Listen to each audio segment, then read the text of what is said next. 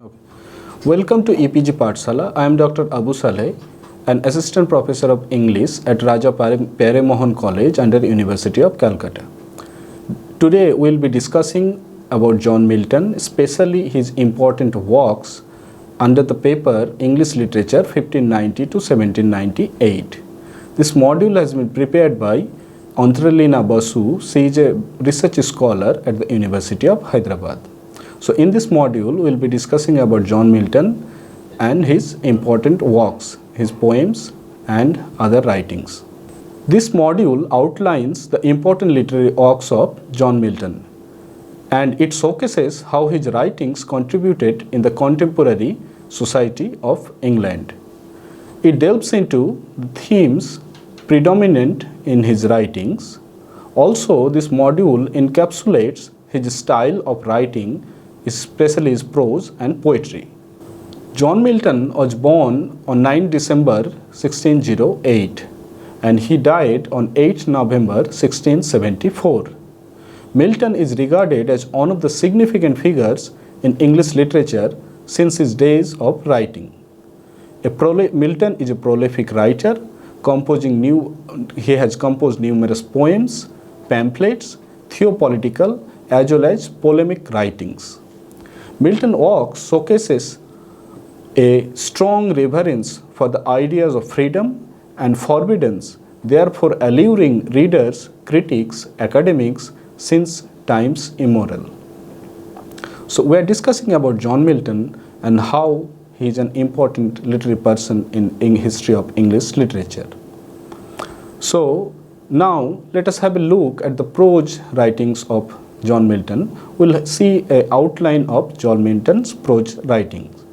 Primarily, his writings are polemical and theopolitical. His writings dealt with the political and social issues in England during his times. His style is straightforward and studied with lengthy and complex sentences. Generally, it says that Milton lacks humor, hence failed to appeal a wide range of readers. His prose work served to enlighten us on the social and economical and political issues of the Puritan age on which Milton was writing. In his prose writings, we find 5 anti-prelatic essays. One of them is of Reformation, touching church discipline in England, which came in 1641. This work traces the changes in the Church of England since the inception under Henry VIII, and it criticizes the hierarchical system in the government. The second work is of prelatical episcopacy, which came in 1641.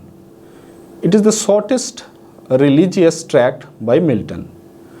It is also notable for its scathing attack on Archbishop James Ussher's The Judgment of Doctors Reynolds touching the original of Episcopacy, which also came in 1641. The next one is Animate versions, which also came in 1641. It tracts that the response to the works of Bishop Joseph Hall and attacks the corruption in the churches. The fourth one is The Reasons for Church Government, which came in 1642. This work showcases Milton's approval of the Protestant approach to the Church of England.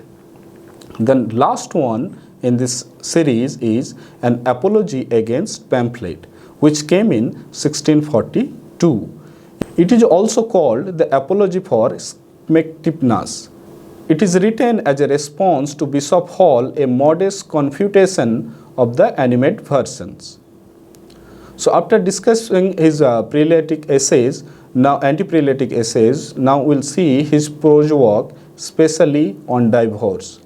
The 4 tracts written on divorce by Milton are The Doctrine and Discipline of Divorce, which came in 1643, The Judgment of Martin Bucer, which came in 1645, Tetrachrodon, which came in 1645, and Cholesterol, which came in 1645.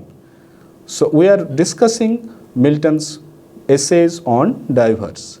Now, after then, we'll see other prose works of John Milton. The important essay, Oratio pro Arte, which came in 1632, is Milton's last article written at Cambridge. It elaborates on the contentment derived from learning. The work stresses on the importance of friendship between compatible minds and academic circles. The next one is Areopagitica, which came in 1644. Areopagitica is a polemic tract where Milton argues against the censorship. It urges the Parliament to revoke the licensing order of 1643. So we are discussing the prose works of Milton, and the next one is Of Education, which came in 1644. This one was written in the form of a letter on the request of Samuel Hartlib. It portrays his opinion concerning the best and noblest way of education. The next one is Iconoclastes, which came in 1649. Iconoclastes is a polemic one consisting monarchical systems. It is written to refute Icon Basilic's spiritual autobiography credited to the executed of King Charles I. This work also portrays the hypocritical nature of the monarchy. The next one is History of Britain, which came in 1670. This is an unfinished prose work by John Milton on the history of England. Now, after discussing the prose work of John Milton, let us see Milton poetry. Milton's early poetic compositions were experimental, inspired by the essence of the Greek drama and Renaissance. The Puritan strain in his poetic works became more dominant with time. The Miltonic verses or Miltonic blank verse was a poetic structure popularized by Milton and inspired later poets like Pope and Keats. Poetic works abundant with allusions and figure of speech is very much prevalent in Milton works. His sentence construction is unusually dramatic. He also employs a lofty and elevated tone in the epic poems. So we are discussing the poetic works of John Milton, and let us see his poems. One of his earliest poems was On the Morning of Christ's Nativity, which came in 1629. The next one came in 1630, is called On Shakespeare. The next one is El Allegro and Il Penseroso, which came in 1632. In 1634 came Camels. Lycidas came in 1638.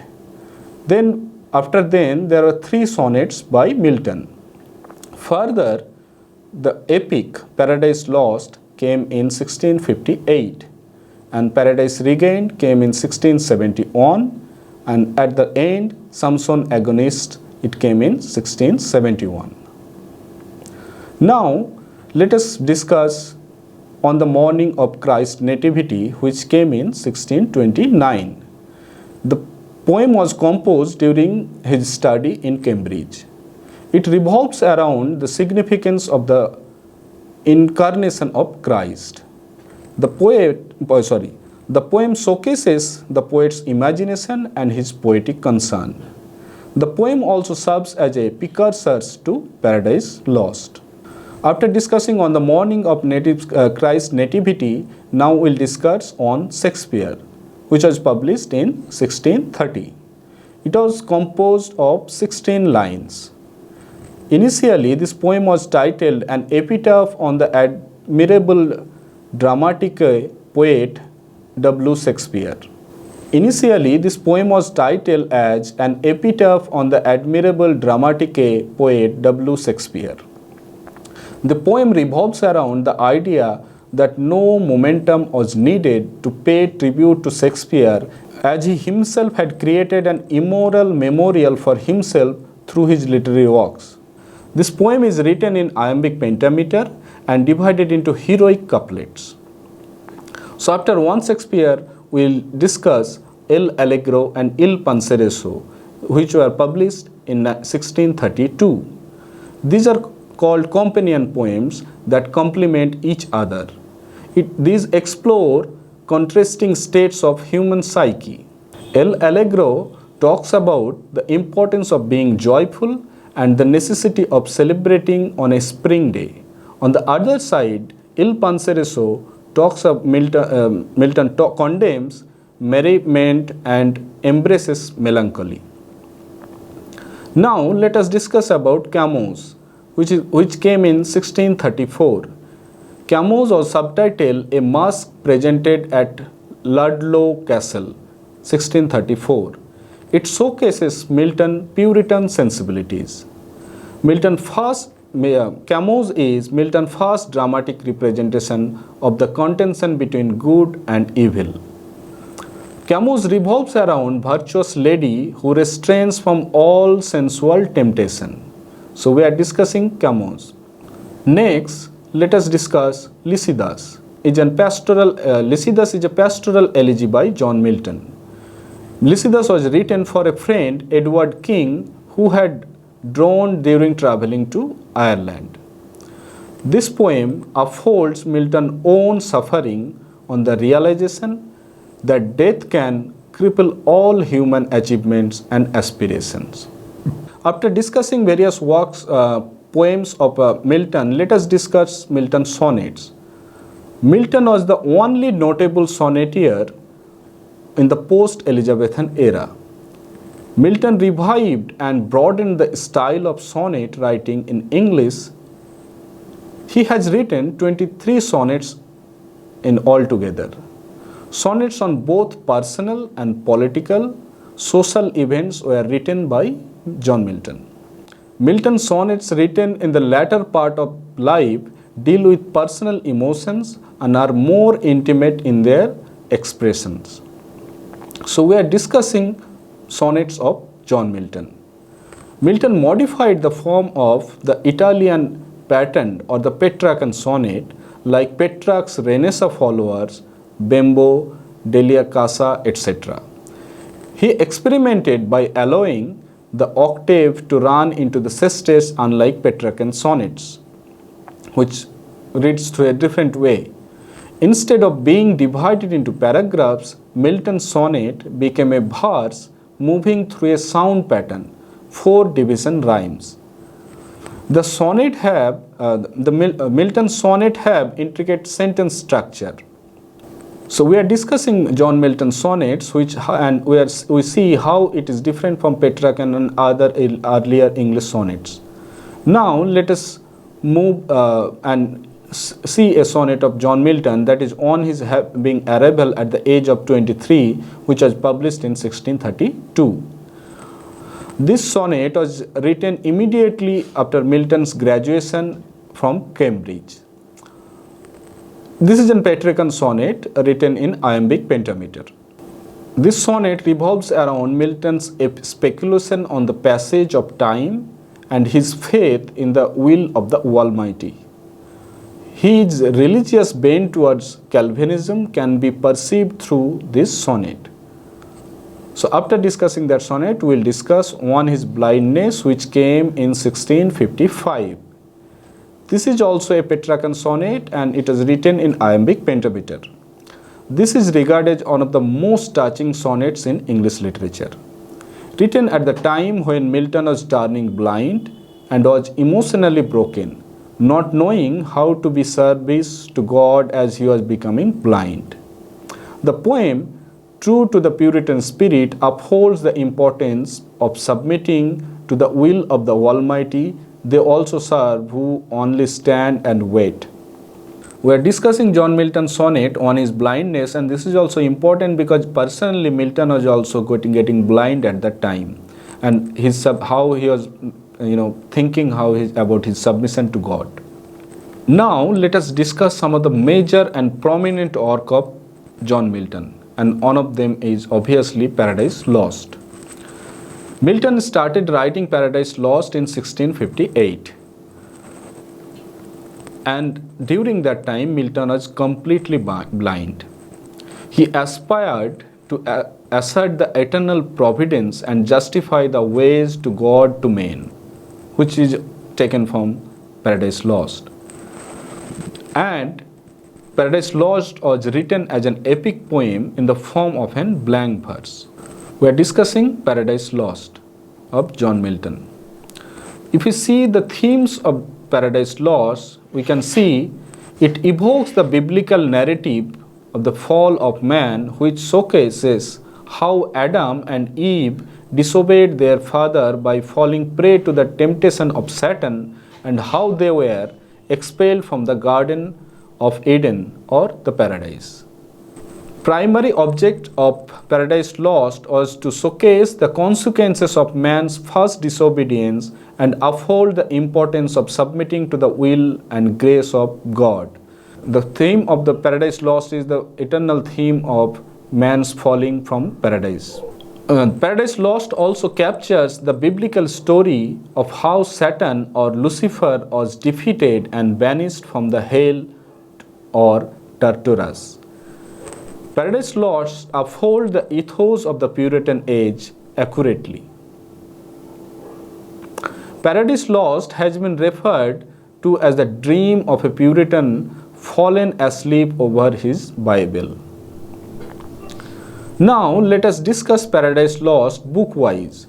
So first we'll discuss book 1, then we'll go to book 2. So in book 1 we see it begins with the lake of fire in hell, where Lucifer and his rebel angels have fallen from heaven. Then Lucifer seeks to take revenge on God by poisoning the man of God's beloved creation, mankind. In book 2, it crosses the hell gate. Lucifer saw the great gulf between the heaven and hell, and after a tedious journey through chaos, he reached the periphery of God's newly created material world and later the Garden of Paradise. So in Paradise book 1 and book 2, we see how the development of Satan, his fall from the garden, and then again his war against the God. Then if we move to book 3, we'll see that God foretells his son Jesus that Lucifer would be able to pervert mankind. However, God is willing to pardon the sins of human race if someone is willing to take the burden of man's sins. The Son of God, which Christ readily offered to die for the sins of human race. In book 4, we find Satan entering paradise, takes the guise of a vulture and visits Eve in her dream and tempts her to disobey God. Uriel warns Gabriel about the evil spirit that had entered in the garden. After then, in book 5, we see Eve is haunted by the disturbing dream. The archangel Raphael warns Adam about the presence of an evil spirit who had come to taint mankind. In book 6, we find Raphael elaborates to Adam on the war that Lucifer lodged against his very own creator. Also narrates how Lucifer was defeated and banished to hell. In the book 7, we find Raphael goes to enlighten Adam about the creation of the material world. In book 8, we find that Adam's speculation about his creator and God. Also Adam's acknowledgement to grace the Almighty. Further, Raphael warns Adam again and takes his leave. Then we come to Paradise Lost, book 9. Here, the serpent finally persuades Eve to eat the forbidden fruit. On seeing that Eve had already eaten the fruit, Adam decided to embrace the fate of his beloved. They immediately fall from the grace of Almighty, and the first disobedience of mankind was made. We are discussing Paradise Lost book-wise, and now we'll see book 10. In book 10, we see the sin of mankind is known in heaven and the Son of God is sent to earth. Adam repents his action. Further, Adam urges Eve to beg for forgiveness from God. Lucifer returns to hell and celebrates. And then the fallen angels are turned into spineless serpents by God. Then we'll see Paradise Lost book 11 and book 12. In book 11, we find the Son of God pleads forgiveness on behalf of Adam and Eve. God declares that they must leave heaven. In book 12, Michael describes how Son of God would be born and how he would die for the sins of human race. Further, he also informs Adam about condition of the churches in earth until the second coming of Christ. Finally, the epic ends with Adam and Eve tearfully leaving paradise and wandering off into a new world. So we are discussing Paradise Lost, and we find how Adam and Eve were thrown out of the paradise and how Satan played the role in this, and also how the Son of God would be taking care of them in future courses. Now let us discuss about Paradise Regained, which came in 1671. Paradise Regained upholds Satan's aspiration to tame Jesus Christ into a disobeying God. The theme is radical, considering the puritanical temperament of the time. This sequel hardly surpassed the glory of Paradise Lost, as it lacked much of the dramatic or ornate style of the former. So we have seen that Paradise Regained is not so famous in terms of popularity as like Paradise Lost. Now let us discuss another work by John Milton, which is Samson Agonistes. It also came in 1671. Samson Agonistes is a notable tragic closet drama or verse drama written by John Milton. It was published along with the epic poem Paradise Regained in the same year 1671. The dramatic poem describes the story of Samson, the failed hero of Israel after he had surrendered to Delilah and had been imprisoned for a captive of the Philistines. The style lacks ornate nature, which also typical of Milton dramatic poems. So we are discussing Samson Agonistes. To conclude this module, we can say that Milton's works will showcase that he was a refined poet and an observant essayist with the ability to argue against the social injustice prevalent in society. Also, we can find that Milton was influenced by the Greek epic poet Homer. In this regard, we can quote Hazlitt and who says that had a great high standard which he was always comparing himself, nothing short of which could satisfy his jealous ambitions. Indeed, the timelessness of his works reinstates his unfathomable greatness. If we make a summary of this module, we will see that we have begun with an introduction and overview of the module, and the later sections on the prose upholds important prose works of Milton and style of his prose writings.